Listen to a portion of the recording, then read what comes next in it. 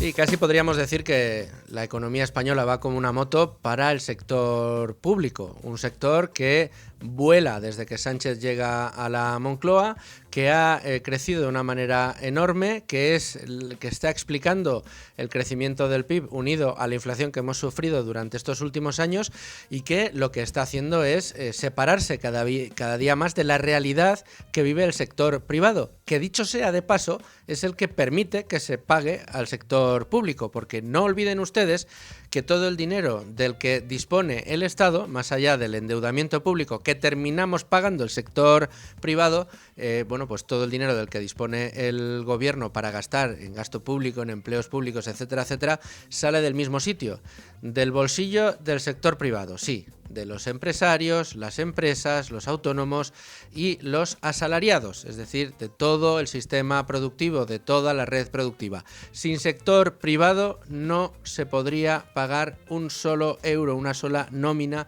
en nuestro país. Y lo que está sucediendo es que cada día la realidad que vive el empleado público, la realidad que viven las clases pasivas en España, fundamentalmente los empleados públicos, se aleja cada vez más de la realidad que vive el sector privado. Tanto es así que se ha publicado un informe por parte del Banco de España, un informe en el que habla de la brecha no salarial, la brecha no tecnológica, no, la brecha entre los salarios públicos y privados. En una economía sana, no les voy a decir todavía cuál es el resultado del informe, que es la verdad apasionante.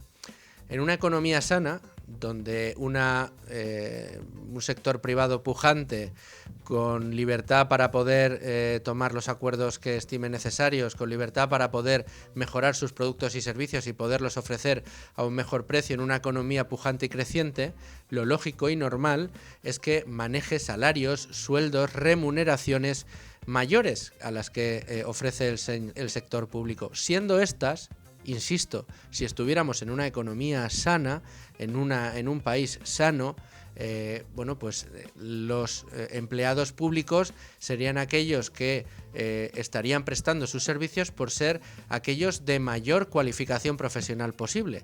Y por lo tanto, en un país sano, en una economía sana, los empleados del sector público también ganarían más y más de lo que se gana, por ejemplo, en España. Es lo que pasa en países como Luxemburgo, que luego les vamos a relatar o les vamos a explicar. ¿Qué es lo que está pasando en España? Bueno, pues que los salarios públicos en nuestro país son un 25% más alto que los privados en nuestro país. En el conjunto de la zona euro, esa brecha es de solo el 8%. Y en países como Alemania ese porcentaje se reduce al 1%. Incluso en países como Francia es un 1 o un 2%, pero a favor de la empresa privada, de los salarios en el sector privado. El país de la Unión Europea donde es mayor esta brecha es, curiosamente, Luxemburgo. Pero claro, las diferencias entre Luxemburgo y en España son tan atroces que merece la pena el comentario. En Luxemburgo se cumple la máxima que dice la creencia popular, y es que los perfiles que prestan sus servicios en el sector público tienen una mayor cualificación y cobran los mejores salarios.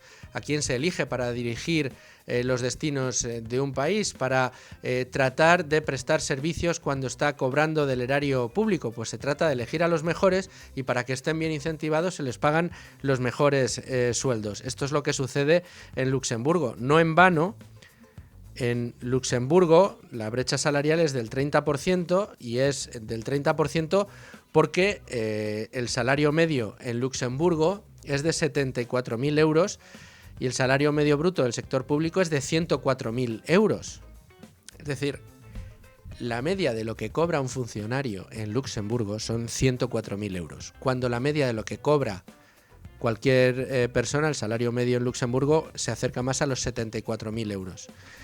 Piensen en el salario medio en España, que está un poquito por encima de los 23.000 euros, pero hablamos del salario medio. Si hablamos del salario modal o del salario más extendido, en realidad en España el salario más extendido se acerca muchísimo al salario medio, que apenas supera los 1.100 euros netos al mes.